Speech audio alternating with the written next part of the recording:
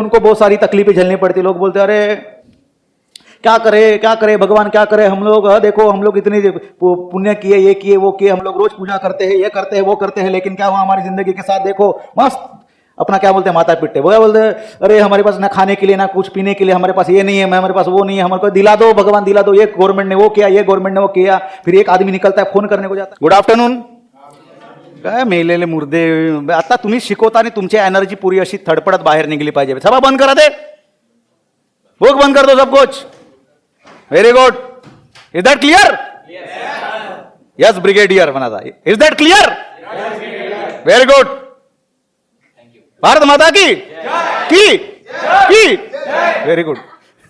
कशा करता हो तुम्ही? कमान वडकेल वर, येस सर, हे कना मिलिटरीत जाते, तो मिलिटरी वाला सो कसे पे तुम्ही पे? हा यस सर, चलो तर रिस्पॉन्स देत चलायचं, ठीक है सगळ्यांनी, ओके चलो। Good afternoon. सो आज हम लोग देखने जा रहे हैं बड़ा इंटरेस्टिंग टॉपिक बेटा, जिसका नाम है प्रोजेक्टाइल मोशन। कौन सा मोशन? क्या होता है प्रोजेक्टाइल मोशन? सर हम लोगों ने इसके पहले देखा था one dimensional motion. One dimensional motion में हम लोगों ने देखा रेक्टेंगुलर मोशन, जब भी कोई पार्टिकल क्या करे सीधे डायरेक्शन में चले, उसी को हम लोगों ने क्या नाम दिया था? One dimensional motion. कौन सा मोशन?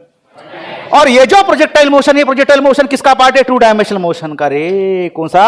टू डायमेंशनल मोशन का। सर क्या होता है देखो, पहले तो समझ लेंगे वन डायमेंशनल मोशन क्या है। ये कौन है हमारा ऑब्जेक्ट, क्या है ये ऑब्जेक्ट मान के चलो सीधा चले, कैसा चले, और ये ऑब्जेक्ट यहां पे पहुंचा, इसका अगर मैं कोऑर्डिनेट लिखता हूं मान के चलो 4 and 0 लिखना पड़ेगा।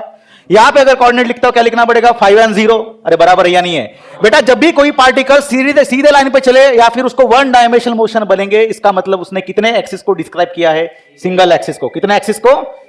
ये बात समझ में आई? जब भी सिंगल एक्सिस को डिस्क्राइब करेगा, इसका मतलब उसके कोऑर्डिनेट भी कितने बनेंगे? एक मतलब उसका एक्स एक्सिस कोऑर्डिनेट रहेगा और उसका वाई का क्या बनेगा? 0, जेड का क्या बनेगा?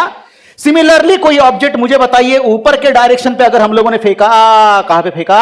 ऊपर के डायरेक्शन में फेंका, तो ये ऊपर जब जाएगा इस तरह से जाएगा, सीधा जाएगा? अरे जाएगा नहीं जाएगा? तो यहां पे मैं कोऑर्डिनेट बोल सकता हूं, क्या बोलो? 4 and 0 लिखो या 0 and 4 लिखो? या 0 and 4 लिखना पड़ेगा। यहां पे क्या लिखना पड़ेगा? 0 and बराबर। जब नीचे आएगा वैसे इस तरह से प्रोग्राम होगा बेटा। इसका मतलब वन डायमेंशनल मोशन में हम लोगों ने क्या देखा? Whenever the object is moving which describing only the single axis। कितने एक्सिस को डिस्क्राइब कर रहा वो? कितने एक्सिस को? कितने एक्सिस को? तो उसको हम लोग क्या बोलेंगे? कौन सा मोशन? आप मुझे बताइए, अगर मैंने इसको इस ऑब्जेक्ट को ऐसे ऐसे ऐसे ऐसे ऐसे किया, ये ऐसे भेजा, बराबर है, तो इसके कितने कोऑर्डिनेट्स बनेंगे? कोऑर्डिनेट्स वैल्यू कितने होंगे? 2 होंगे, 1 होगा, 2 का। ये कौन सा मोशन होगा? टू डायमेंशनल मोशन या वन डायमेंशनल मोशन? ठीक है, कैसे sir two dimensional motion? Sir हम लोगों ने ऐसा एक्स निकाला, ऐसा वाई निकाला, तो ये टू डायमेंशनल मोशन बना। ऐसा होता है क्या बेटा? समझ लो एक बात, अगर मैं इस ऑब्जेक्ट को ऐसे फेंकू, कैसे फेंकू? ऐसे फेंकू, तो ये भी आपका वन डायमेंशनल मोशन होगा। क्या होगा? सर बताइए कैसे बेटा? यहां से ध्यान से सुनो बेटा। अगर मैंने इसको ऐसे फेंका तो इसको मैं एक्स एक्सिस और इसको मैं वाई एक्सिस बोल सकता हूं? नहीं बोल सकते। सर ऐसे कैसे आपने एक्स एक्सिस ऐसे और ऐसे वाई निकाला? बेटा याद रखिएगा, हमको बचपन से ही वैसे पढ़ाया गया। कैसे?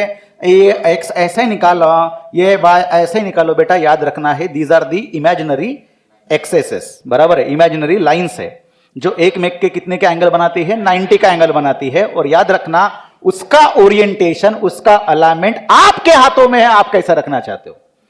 अगर आप एक्स ऐसे निकालो तो भी कोई दिक्कत नहीं, तो फिर आपको वाई ऐसे निकालना पड़ेगा, जेड ऐसे जेड होगा। बात समझ में आई क्या? आपकी मर्जी। बस एक ही रूल याद रखना है कि एक्स वाई जेड ये कैसे होना चाहिए? Perpendicular to each other. अगर मैंने ऑब्जेक्ट को ऐसा फेंका और ये सीधे लाइन में जा रहा है, तो याद रखिएगा ये कितना है? कौन सा डायमेंशनल मोशन है? One dimensional. आई बात समझ में? लेकिन हमने वैसे नहीं किया। हमने क्या किया? एक्स ऐसे निकाला, वाई ऐसे निकाला, और जब हम लोग ऑब्जेक्ट को इन रियलिटी ग्राउंड से फेंकेंगे तो ये ऑब्जेक्ट इस तरह से कुछ मोशन करता है। अरे करेगा नहीं करेगा? अरे करेगा नहीं करेगा? अरे जब ऐसा करेगा, यहां पे देखिए, यहां पे कितने कोऑर्डिनेट्स बनेंगे इसके? एक एक्स का और एक यहां पे कितने बनेंगे? यहां पे कितने बनेंगे? आप एक्स निकाल के देखो, ओरिएंटेशन चेंज करके देखो, आपको 2 कोऑर्डिनेट्स मिलेंगे, एक एक्स का और वाई का। इसका मतलब ये कि ये कौन सा मोशन है? Two dimensional motion. अगर मैं सर्कुलर मोशन करता हूं तो ये भी कितने डायमेंशनल का मोशन है? टू डायमेंशनल मोशन है। आई बात समझ में? तो वन डायमेंशनल मोशन में हम लोग ये वाला कंसेप्ट पढ़ेंगे, लेकिन सर ये ऐसा शेप क्यों लेता है? सबसे बड़ी चीज ये आपके मन में आनी चाहिए। If suppose whenever we are going to throw the object under the effect of gravity with making certain angle with the horizontal, then this type of shape is taken by the object. Are you getting my point? अगर gravity के influence में अगर हम लोग इस तरह से फेंकते हैं ऑब्जेक्ट को, वो भी कैसे? एंगल बना के। मैंने ऐसे फेंका तो कौन सा मोशन होगा? One dimension. मैंने सीधा फेंका, सीधा आएगा, कौन सा मोशन? मैंने ऐसा फेंका तो ऑब्जेक्ट ऐसे जाएगा और नीचे गिरेगा, ये कौन सा बनेगा? आ रही बात समझ में? क्लियर हो रहा कंसेप्ट? तो सर ये जो टू डायमेंशनल मोशन है ये किसके वजह से बन रहा बेटा? ये ग्रेविटी की वजह से बन रहा। कैसे सर? अगर ग्रेविटी नहीं होती तो ऑब्जेक्ट को मैंने जो इनिशियल वेलोसिटी यू दी, तो मैं क्या ऐसे ऐसे कर रहा हूं क्या ऑब्जेक्ट को?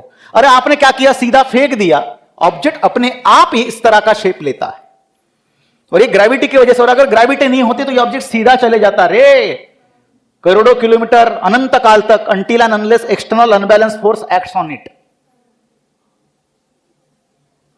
समझे? इसका मतलब है ग्रेविटी की वजह से हो रहा है। सो यहां पे जो प्रोजेक्टाइल मोशन, ये जो आपको ट्रैजेक्टरी दिख रही है, क्या है? ट्रैजेक्टरी। इस पाथ को हम लोग पाथ ना बोलते हुए ट्रैजेक्टरी बोलते जाएंगे आज से। So this trajectory is known as a projectile motion. ठीक है? तो ये जो आपकी ट्रैजेक्टरी हो रही है, ये प्रोजेक्टाइल मोशन हो रहा है, इसका डेफिनेशन कैसे बना जाएगा?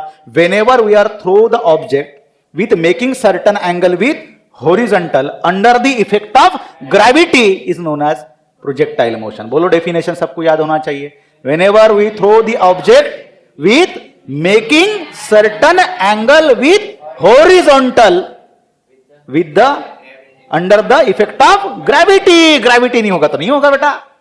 Under the effect of gravity is known as projectile motion. ये बात समझ में आई? सर हो गया डेफिनेशन, हमको समझ गया तो चैप्टर भी खत्म होना चाहिए। नहीं बेटा, यहां से तो शुरुआत होती है। सबसे इंपॉर्टेंट चीज ये आती है कि सर एक मन में क्वेश्चन तो आता ही है सर, कौन सा देखूं? सुन लो कि अगर सर हम लोगों ने मान लिया कि ये x है, ये मान के चलो y है।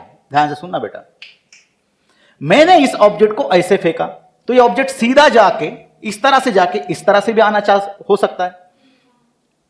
फिजिक्स ये बोलता है कि अगर ऐसा जाएगा तो ऐसा भी आएगा, तो इस तरह का शेप ले सकता है ना।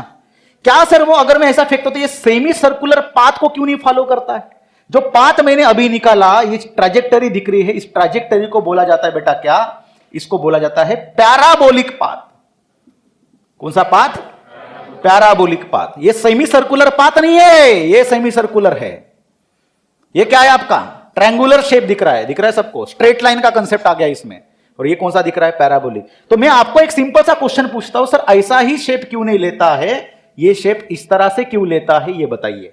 देखो अपन समझेंगे इसको, ठीक है? और बाद में जाके मैं आपको एक जो कंसेप्ट पढ़ाऊंगा वो कंसेप्ट इसी पे आधारित होगा। ठीक है बेटा, समझ लो कैसे। मान के चलो ये बिल्डिंग दिख रही है, दिख रही, कौन सी बिल्डिंग है ये? कौन सी बिल्डिंग? इसका नाम क्या बोल सकते हैं? हाँ, बुर्ज खलीफा। ऐसा दिखता है क्या? तेरा दादाजी गया था क्या उधर? ऐसा दिखता है कि बुर्ज खलीफा ऐसा ऐसा होता ना। मान के चलो इस बिल्डिंग के ऊपर एक पर्सन खड़ा है, उसने, सुन लो बेटा, इस पर्सन ने एक ऑब्जेक्ट को इस डायरेक्शन पे फेंका और इस डायरेक्शन पे उसने लगाई हॉरिजॉन्टल वेलोसिटी, जिसको मैं बोलता हूं Vx, एक्स एक्सिस पे लगाया। कौन सा? Vx। यहां तक समझ में आया? क्या उसने कभी वर्टिकल वेलोसिटी लगाई? नहीं, उसके हाथ में क्या है? सिर्फ हॉरिजॉन्टल वेलोसिटी को प्रोवाइड करना। ठीक है? अब देखो, ध्यान देना, जैसे ही ये Vx दिया, मैं यहां पे एक इक्वेशन आपके सामने रखता हूं, v is equal to you plus AT, और a के जगह पे अब लिखूंगा मैं GT। इसको लगाऊंगा y, इसको लगाऊंगा y, इसको लगाऊंगा y। ठीक है? Initial velocity on y axis कितनी थी? 0। हमने क्या प्रोवाइड की? सिर्फ हॉरिजॉन्टल। तो ये वैल्यू कितनी बनी? 0। तो फॉर्मूला क्या बना? Equation Vy Gy T। जब टाइम 0 था तो Vy भी 0 था, बराबर है? टाइम कितना बना? 1 सेकेंड बना। Time is equal to 1 second. तो Vy की वैल्यू कितनी बनी? Gy के बराबर, मतलब 10 मीटर पर सेकेंड स्क्वायर के बराबर। ये देखो वो इंसिडेंस, Vx ऐसा है और Vy ऐसा बना। नहीं समझे? समझे? अब देखो धीरे धीरे समझ में आएगा। मैं ये लाइन, ये कितनी जी की वैल्यू 9.8, तो 9.8 के लिए मैं इतनी लाइन खींच रहा हूं, समझ में आई? इसको मैं एक्सटेंड करके, इसको एक्सटेंड करके, तो देखो ऑब्जेक्ट के ऊपर अब दो तरह के वेलोसिटीज लग रहे हैं। जो आपने प्रोवाइड की वो Vx, और जो ग्रेविटी के वजह से डेवलप हुई वो Vy। अगर ऐसा हो, एक नीचे खींचे एक इधर खींचे, तो रिजल्टेंट का कंसेप्ट क्या बोलता है? बीच में से जाएगा। तो बीच में से मतलब कहां से जाएगा बेटा? ये लाइन मैंने ऐसे जोड़ी, ये ऐसे जोड़ी, दिख रही है सबको? और ये जो जोड़ने वाली लाइन है इसको हम लोग क्या बोलेंगे? रिजल्टेंट। आया समझ में? अब अगले ही सेकंड में टी की वैल्यू अगर 2 करूं, तो यहां पे टी की जगह पे कितना आएगा बेटा? 2। तो ये क्या बना? Vy की वैल्यू किसके बराबर? ट्वाइस Gy के बराबर। Gy के जगह पे G ही लिखेंगे। तो अब ये लाइन कितनी, उसका मैग्नीट्यूड कितना हो जाएगा? डबल। और ये Vx के ऊपर कोई परिणाम होगा क्या? ये बताइए। अरे Vx के ऊपर कोई परिणाम होगा क्या? क्यों नहीं होगा? क्योंकि Vx के ऊपर हम लोग, अब देखो यहां पे आजू बाजू में क्या है? एयर है इन रियलिटी, लेकिन हम लोग क्या अकाउंट में नहीं लेके चलेंगे? Air resistance. पूरा का पूरा क्या है? एयर निकाल दिए, पूरा का पूरा आइडियल केस लेके चल रहे। बात समझ में आई? तो Vx के ऊपर किसी भी तरह का इंफ्लुएंस होगा क्या? अरे बोलते चलो, होगा क्या? हाँ या ना में आंसर देते चलिए। होगा क्या? सिर्फ कौन सा वाला कंपोनेंट बढ़ते जा रहा है? Vy। मतलब कौन सा? वर्टिकल वाला। तो मैंने इसको जोड़ा और बीच से क्या निकाला? रिजल्टेंट। जो लाइन खींचते जाऊंगा उसका नाम बताते चलिए। अगले ही सेकंड में ये बोलो कौन? Vx। ये कौन होगा? अब t is equal to 3 second के जगह पे Vy is equal to 3j के बराबर बनेगा। अरे लाइन बड़ी होती जाएगी। ये कौन? उसका लाइन जोड़ दिए, ये लाइन जोड़ दिए, ये कौन? रिजल्टेंट। बात समझ में आई? अगले ही सेकंड में Vx की वैल्यू उतनी ही रहेगी। ये कौन? बात समझ में आ रही है? ये कौन?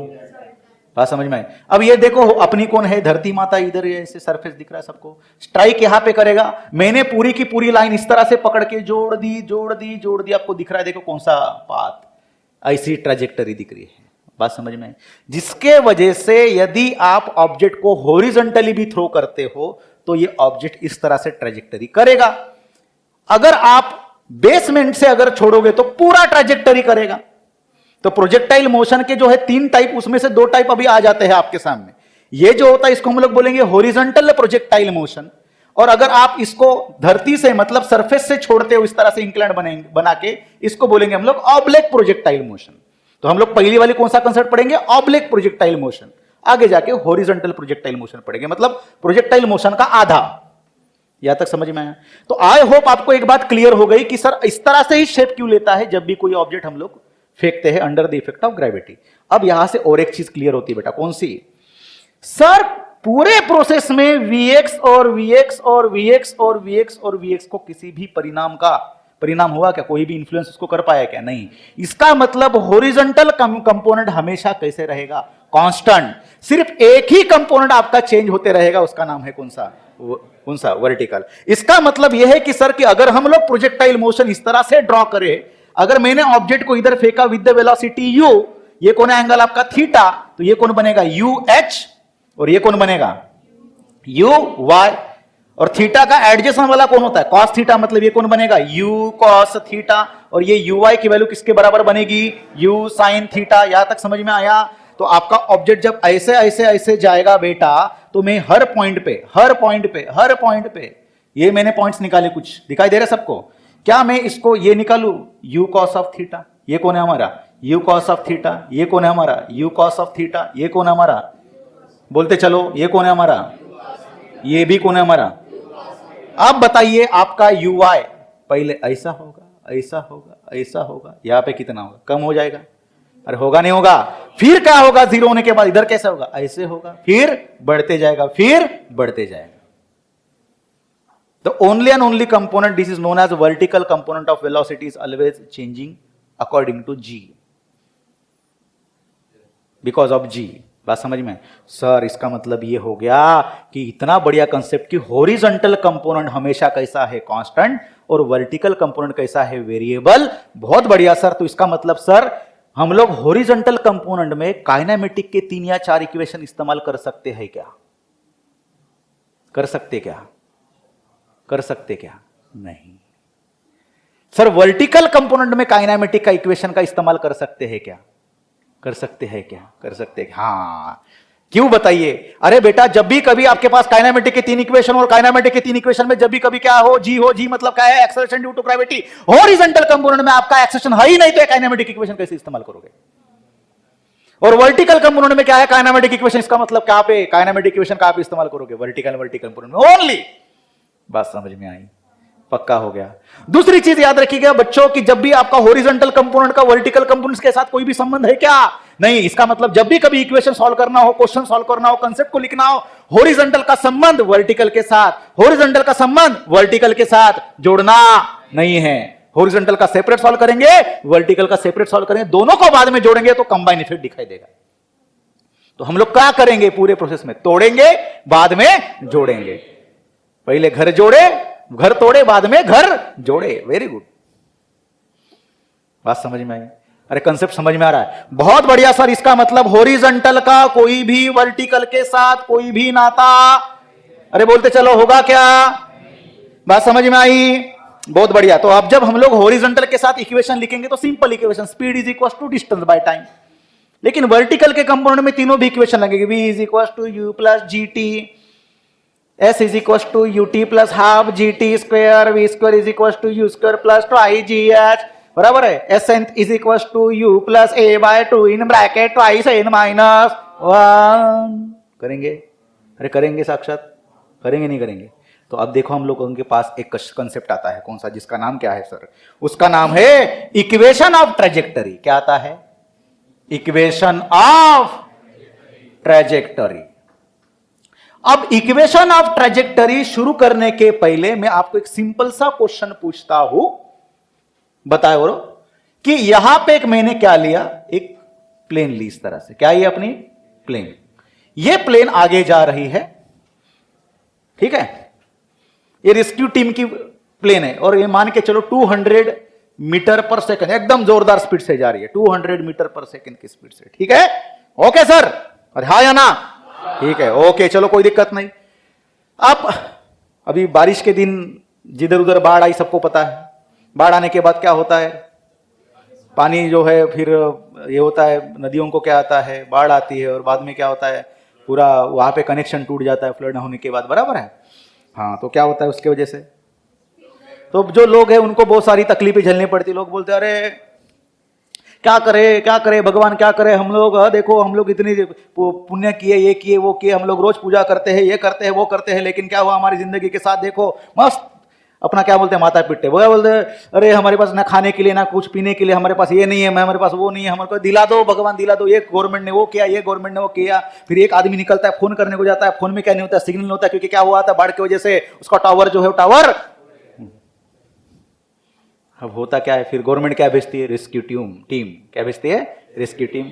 तो रेस्क्यू टीम क्या करती है? ऊपर से भेजती है क्या? पार्सल। ऊपर से क्या भेजती है? पार्सल में क्या होता है? खाना। गोल्ड थोड़ी होता है, खाना होता है। क्या होता है? अब ये खाना इसने यहां से छोड़ा, पैकेट छोड़ा। जब यहां से ये ड्रॉप करेगा और ये फ्लाइट यहां पे कहीं पे पहुंचेगी, ठीक है?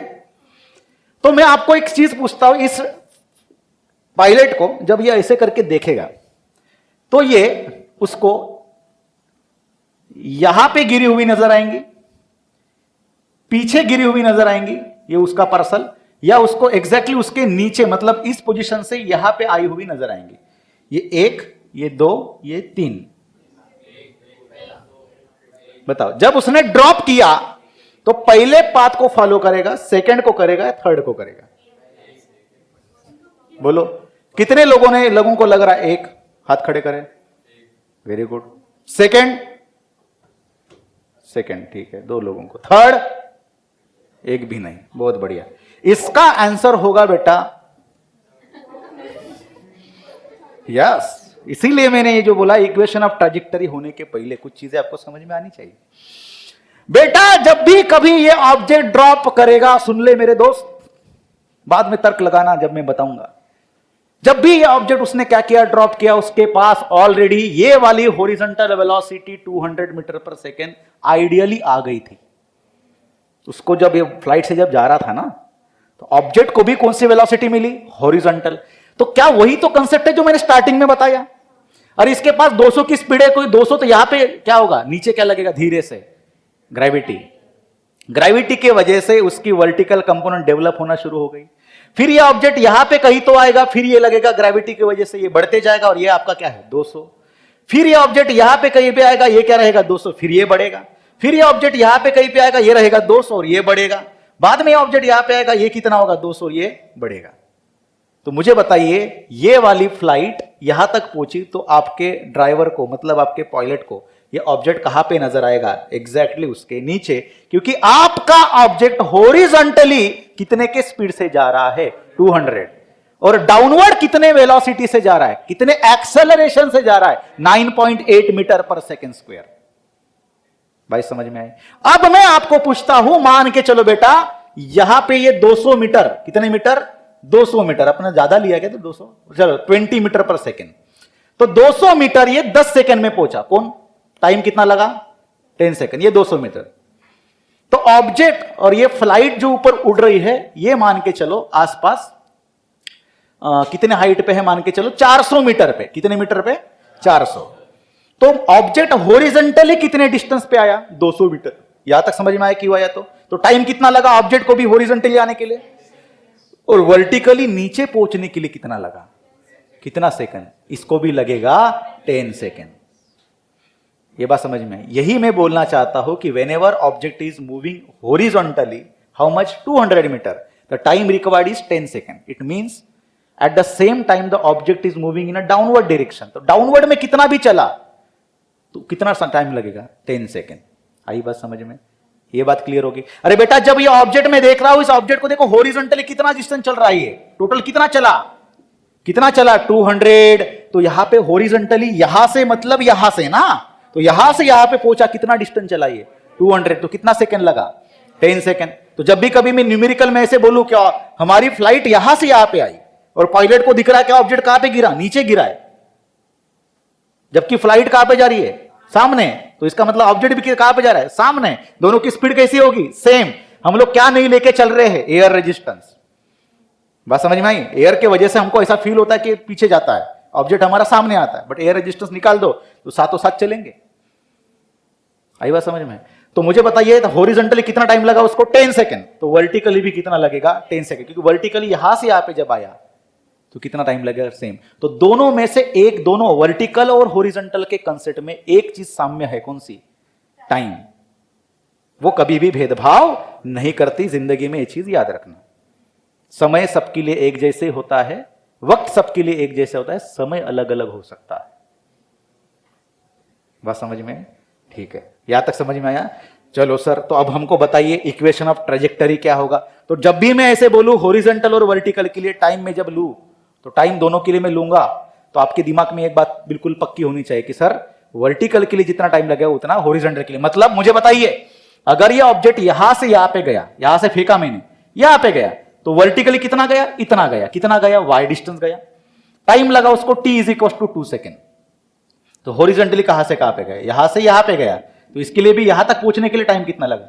2 सेकेंड। आई बात समझ में? ठीक है, तो बेटा इक्वेशन ऑफ ट्रेजेक्टरी क्या बोलता है? इक्वेशन ऑफ ट्रेजेक्टरी ऐसा इक्वेशन है जो हॉरिजॉन्टल का वैल्यू वर्टिकल के साथ जोड़ने का काम करता है।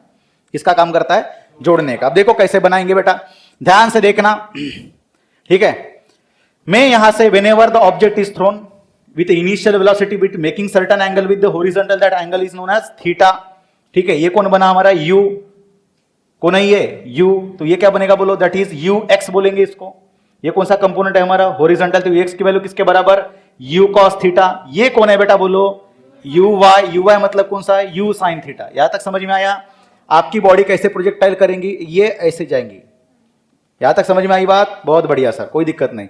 मान के चलो कहीं पे object at any instant of time यहां पे कहीं पे पहुंचा होगा, पॉइंट पी पे। इसके कोऑर्डिनेट कौन से बनेंगे? एक एक्स बनेगा और एक वाई। ये कौन है हमारा? वाई। और ये कौन है हमारा? एक्स। ये समझ में आया? एक्स डिस्टेंस कितने वेलोसिटी से जा रहा है? U x. और वाई डिस्टेंस कितने वेलोसिटी से जा रहा है? U y. तो हॉरिजॉन्टल का वर्टिकल के साथ कोई भी संबंध जोड़ेंगे नहीं। तो पहले मैं यहां पे लिखता हूं हॉरिजॉन्टल। ठीक, बताओ सर हॉरिजॉन्टल में क्या चीज है? हॉरिजॉन्टल में एक बहुत बढ़िया चीज है। कौन सी? मैं ऐसे लिख सकता हूं, speed is equal to formula बोलिए, distance by time. Distance by, sir कौन सी स्पीड से ऑब्जेक्ट जा रहा है? That u cos of theta से जा रहा है हॉरिजॉन्टल में, बराबर है। कितना डिस्टेंस जा रहा है सर? एक्स। कितने टाइम पे? टी। मैं यहां से टाइम निकाल के रख देता हूं, टी इज इक्वल टू बोलो x by u cos theta, equation number 1। अब मैं वर्टिकल के लिए कंसेप्ट यूज करूंगा, वर्टिकल मोशन। वर्टिकल में बोलो, वर्टिकल में डिस्टेंस के लिए जैसे फार्मूला इस्तेमाल किया, अब यहां पे सिंपल फार्मूला इस्तेमाल कर सकते हैं क्या? नहीं। कौन सा यूज करना पड़ेगा? Kinematic equation. कौन सा इक्वेशन? तो मैं लिखता हूं S is equal to u t plus half a t square, बराबर है। तो S के जगह पे क्या आएगा? S ही लिखता हूं, चलो यू टी माइनस लिखूंगा क्योंकि ऑब्जेक्ट कहां पे जा रहा है? ऊपर। ऊपर जा रहा है, उसकी वेलोसिटी क्या हो रही है? डिक्रीज, मतलब negative acceleration, that is 1/2 G T square. क्या मैं इसको y लगाऊं? जी को y नहीं लगाएंगे, जी तो जी है, ठीक है। जब भी कोई ऑब्जेक्ट हो वर्टिकल जा रहा है तो वर्टिकल कितना डिस्प्लेसमेंट किया बेटा? बोलो y। ui की वैल्यू किसके बराबर सर? u साइन थीटा के बराबर है सर। t की वैल्यू हम लोगों ने पहले ही निकाल के रखी है सर। ये कैसे जोड़े? ये तो हॉरिजॉन्टल में है सर। लेकिन मैंने अभी थोड़ी देर पहले बताया, हॉरिजॉन्टल में जितना टाइम लगेगा उतना ही वर्टिकल के लिए लगेगा। आई बात समझ में? तो t की वैल्यू किसके बराबर? x by u cos of theta के बराबर, बराबर है। माइनस देके बोलो 1/2 जी। t के जगह पे क्या आएगा? x by u cos of theta whole square. Sir इसको अपन सॉल्व करेंगे, कोई दिक्कत नहीं sir. y is equal to u से यू क्या हुआ? Cancel. Sine theta by cos theta क्या बनेगा? Tan theta sir. कोई दिक्कत नहीं सर, x जैसे के वैसा रहा, -1/2, ठीक है। बोलो into x square by u square cos square theta बनेगा। Okay sir. So therefore y is equal to, कुछ बचा है क्या? g बचा है, g यहां पे लिख लेंगे, ठीक है। इसको मैं रीअरेंज करता हूं, देखिए दैट x लिखूंगा into tan theta minus x square इधर लिखूंगा, ब्रैकेट में बाकी की चीजें लिख लूंगा बेटा, जिसका नाम है g divided by twice you square cos square theta. चलेगा बेटा? पूरे इक्वेशन में आप देखिएगा आपको क्या क्या चीजें कांस्टेंट और क्या क्या चीजें वेरिएबल मिल रही है बेटा। अगर मैं थीटा बोलूं, whenever we are going to project the object with certain angle theta, तो ये थीटा क्या कभी चेंज होगा क्या? इसका मतलब थीटा जो इनिशियल में दोगे आप किसी ऑब्जेक्ट को, वो कैसा रहेगा through out the process? Constant रहेगा। जी की वैल्यू कैसी है? कांस्टेंट है। थीटा कैसा है? कांस्टेंट है। इनिशियल वेलोसिटी भी कैसी रहती है? कांस्टेंट। हर इंसिडेंस पे वो अलग अलग हो सकती है, लेकिन for a particular instant through out the trajectory you कैसा है? कांस्टेंट है। सिर्फ एक ही चीज वेरिएबल है, एक है हमारा x और एक है हमारा y। तो एक ऐसा इक्वेशन है, इसी को हम लोग बोलेंगे दैट इक्वेशन ऑफ ट्रेजेक्टरी। क्या बोलेंगे?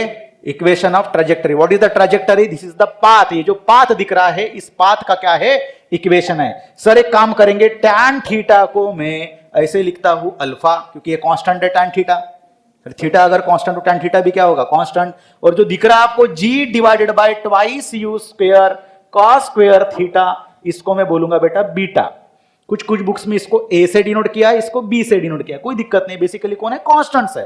तो हमारा इक्वेशन क्या बनेगा बेटा? बोलो इसमें से, that y is equal to x into alpha minus x square into beta. और ये जो इक्वेशन है, ये इक्वेशन किसका है? That equation of parabola. किसका इक्वेशन है ये? पैराबोला। हर किसी का, लाइन का, सर्कल का, सबका बदला लेगा रे तेरा फैजल। लाइन का, सर्कल का, इलिप्स का, पैराबोला का, हाइपरबोला का, हर किसी का एक इक्वेशंस होते हैं। हम लोग आगे पढ़ेंगे। जेडब्ल्यू मैथ्स वाले जो इनको सेपरेट है, सर्कल, लाइन, ये इस तरह की चीजें कोनिक सेक्शंस में वगैरह तुमको मिलेगा, ठीक है। तो याद रखिएगा उस तरह से ये जो पैराबोला दिख रहा है, इस पैराबोला का क्या है? उसका इक्वेशन होता है that is y is equal to ax minus bx square. तो b के जगह पे मैंने क्या यूज किया? बीटा। आप ऐसे भी लिख सकते हैं, that is alpha x minus beta x square. तो ये इक्वेशन किसका है? पैराबोला का। किसका इक्वेशन है? पैराबोला। बोला तो बोला, क्या बोला? जो भी बोला पैराबोला। बोलो सब लोग, बोला तो बोला, क्या बोला? जो भी बोला पैराबोला। आई बात समझ में? तो किसका इक्वेशन है ये? पैराबोला का। सर इसका मतलब ये जो इक्वेशन, एक जो ट्रेजेक्टरी दिख रही है, ये किसकी इसकी रहेगी? पैराबोला की ट्रेजेक्टरी रहेगी। आई बात समझ में?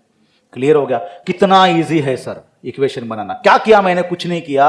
x is equal to speed is equal to distance by time, time is equal to distance by velocity. तो मैंने क्या लिया? Distance x by u cos theta. फिर उसका किसके साथ संबंध जोड़ दिया? टाइम पकड़ के, वर्टिकल के साथ। वर्टिकल का equation s is equal to ut minus half gt square. बस t की वैल्यू पुट किया तो इक्वेशन मिला y is equal to x tan theta minus g square by u square cos square theta into x square. Formula बिल्कुल ऐसे मुंह में बैठना चाहिए, रट्टा मारने की जरूरत नहीं है। What is the equation of trajectory? That y is equal to x tan theta minus x square g by twice u square cos square theta. This is the equation of trajectory. और constants को अगर मैंने put किया तो equation किसका बोल रहा है, किसका दिखा रहा है? पैराबोला का। आई बात समझ में? और इसके इस इक्वेशन के ऊपर बड़े बड़े क्वेश्चंस रहेंगे। ये पूछे जाते हैं कहां पे? बोर्ड में वगैरह, इस तरह के इक्वेशन बना के दिखाइए करके। आई बात समझ में? आई होप ये सारी चीजें आपको क्या हुई, कैंसिल। तो आज हमने क्या देखा कि पैराबोलिक पाथ ही क्या होता है, क्यों बनता है? क्योंकि इक्वेशंस आपके ऑब्जेक्ट के कितने कंपोनेंट बनाए वेलोसिटी के? 2 कंपोनेंट, एक हॉरिजॉन्टल और एक वर्टिकल। पहली चीज। दूसरी चीज क्या बताई मैंने बेटा, बोलो कि जब हम लोग क्या करें, पैराबोलिक पाथ बनाए तो उसमें एक ही चीज, वर्टिकल और हॉरिजॉन्टल को जोड़ने वाली टाइम क्वांटिटी कौन सी होती है? टाइम होती है। उससे हम लोगों ने क्या बनाया? इक्वेशन ऑफ ट्रेजेक्टरी बनाई। बराबर है? क्या था equation of trajectory? y is equal to x tan theta minus x square g by twice u square cos square theta. वो किसका इक्वेशन है? पैराबोला का इक्वेशन है। आई बात समझ में? क्लियर? उसके बाद हम लोग इसके ऊपर डेफिनेशंस बोल सकते हैं। कौन से definition? What is the projectile motion. बराबर है? What is the meaning of angle of projection. ठीक है, इस तरह से आप बोल सकते हो। तो अलग अलग तरह के क्या हो सकते हैं, यहाँ पे आपको क्वेश्चन पूछे जा सकते हैं। ठीक है, तो इतना आपने क्या करना है, नोट डाउन कर लेना, फिर आगे की